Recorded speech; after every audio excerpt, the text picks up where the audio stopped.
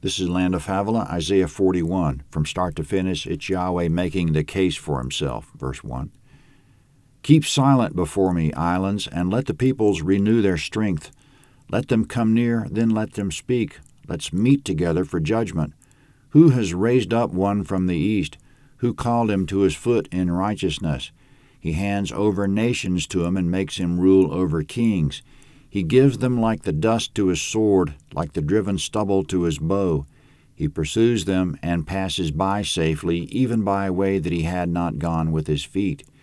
Who has worked and done it, calling the generations from the beginning? I, Yahweh, the first, and with the last I am he. The islands have seen and fear. The ends of the earth tremble. They approach and come. Everyone helps his neighbor. They say to their brothers, Be strong. So the carpenter encourages the goldsmith. He who smooths with the hammer encourages him who strikes the anvil, saying of the soldering, It's good. And he fastens it with nails that it might not totter. Comment in verse 1, Keep silent before me, islands. When Yahweh says islands, he means those who are far off and estranged from him. He's commanding those who are far off to be quiet and listen. He says, Take a little time to gather your thoughts, then come and make your case to me. Let's meet together and reason. In verse 2, he says, I would ask you, who was it that raised up someone from the east, called him to stand in righteousness, will hand nations over to him, will make him rule over kings, and reduce nations to dust and stubble with his sword and bow? The answer to the riddle is that the Father raised up the Son to stand in righteousness, and in the end he'll hand the nations over to him to reduce them to dust and stubble.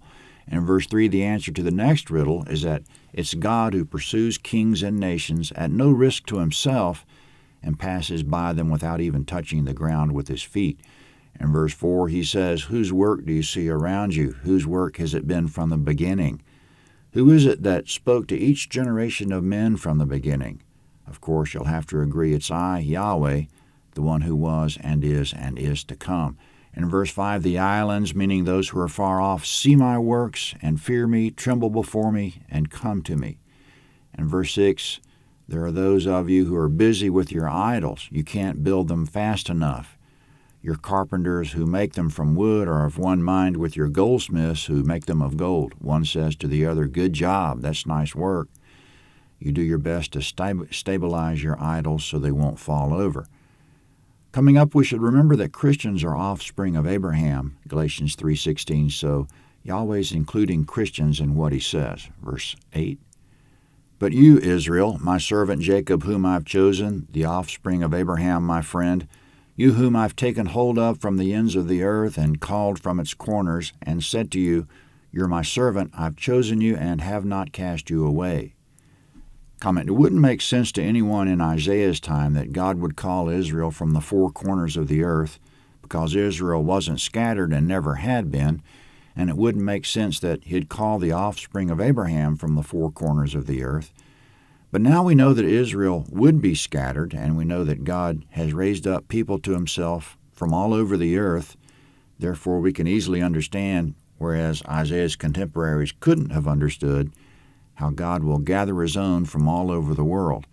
An angel speaking with Daniel told him that the prophecy would be shut up and sealed until the time of the end, Daniel 12:9, meaning that prophecy would be more understood as time went by. And we certainly find that to be the case with prophecy in general. Today we understand the Old Testament prophets better than any generation of the past because fulfillments of Old Testament prophecies keep happening. That which previous generations saw dimly, we see in completion. We have the great advantage of hindsight. Still speaking to his own, Yahweh says, verse 10, Don't you be afraid, for I'm with you. Don't be dismayed, for I'm your God. I'll strengthen you. Yes, I'll help you. Yes, I'll uphold you with the right hand of my righteousness. Comment, don't be afraid or discouraged. God is with you and will strengthen, help, and uphold you. Verse 11, Behold, all those who are incensed against you will be disappointed and confounded. Those who strive with you will be like nothing and shall perish. You'll seek them and won't find them, even those who contend with you. Those who war against you will be as nothing, as a non-existent thing. For I, Yahweh your God, will hold your right hand, saying to you, Don't be afraid, I'll help you. Don't be afraid, you worm Jacob, and you men of Israel. I'll help you, says Yahweh, and your Redeemer is the Holy One of Israel. Comment in verse 14, Israel is like a worm. God's people aren't nearly what they ought to be as individuals or as a nation. But Yahweh is the Redeemer, which means he takes unworthy people and makes them worthy.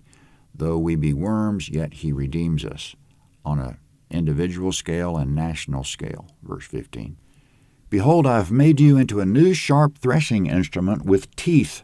You'll thresh the mountains and beat them small, and will make the hills like chaff.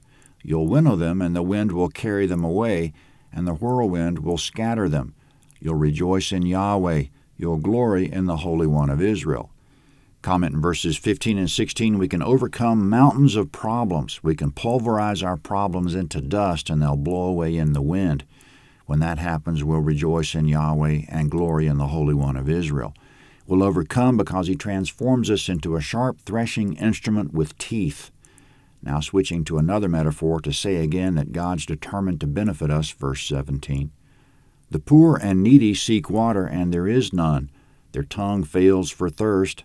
I, Yahweh, will answer them. I, the God of Israel, will not forsake them. I'll open rivers on the bare heights and springs in the middle of the valleys. I'll make the wilderness a pool of water, and the dry land springs of water. I'll put cedar, acacia, myrtle, and oil trees in the wilderness. I'll set cypress trees, pine, and box trees together in the desert, that they may see, know, consider, and understand together that Yahweh's hand has done this, and the Holy One of Israel has created it. Comment in verses 17 to 20, there's a metaphor that the world is a desert to us. We're thirsty and seek water, but find none. Our tongue is so dry it doesn't work. But God will not forsake us. He'll turn things around for us. He'll make rivers flow from the mountains, turn the desert into a pool, and make springs come up in arid places. Forests will grow where there used to be rocks and sand. Turning again to idolaters who are far off from him, Yahweh says, verse 21. Produce your cause, says Yahweh. Bring out your strong reasons, says the King of Jacob. Comment verse 21 we just read as a return to verse 1. Again, let's establish some right judgment here, some sanity for a change. Why would you continue in idolatry and ignore me? The argument in this chapter so far has been along the lines of, turn away from idolatry and turn to me. What have your idols ever done? Will they send a Messiah in righteousness to conquer the nations like I? Look around you. Is what you see a product of your idols, of what your idols have done? Is it they who spoke to all the generations of men from the beginning? Is it they who will take hold of their people from the four corners of the earth and call them in? Is it they who give strength to their own and uphold them? Is it they who reduce your problems to dust and turn your desert into springs? Tell me. In further criticism of idols, Yahweh says, verse 22, let them announce and declare to us what shall happen. Declare the former things, what they are, that we may consider them, and know the latter end of them, or show us things to come. Declare the things that are to come hereafter, that we may know that you are gods. Yes, do good or do evil, that we may be dismayed and see it together. Behold, you are of nothing, and your work is of nothing. He who chooses you is an abomination. Comment in verse 22, let your idols declare the future if they can.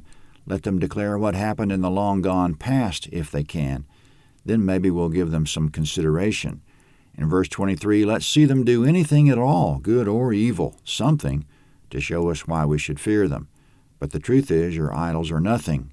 They don't know the beginning or the end, and he who chooses one is an abomination. Speaking of the Messiah again, verse 25, I've raised up one from the north, and he's come from the rising of the sun, one who calls on my name, and he shall come on rulers as on mortar, and as the potter treads clay. Comment in verse 25, the mason mixes mortar with his feet, and the potter mixes clay with his feet. So shall the Messiah tread even the mightiest of men with his feet.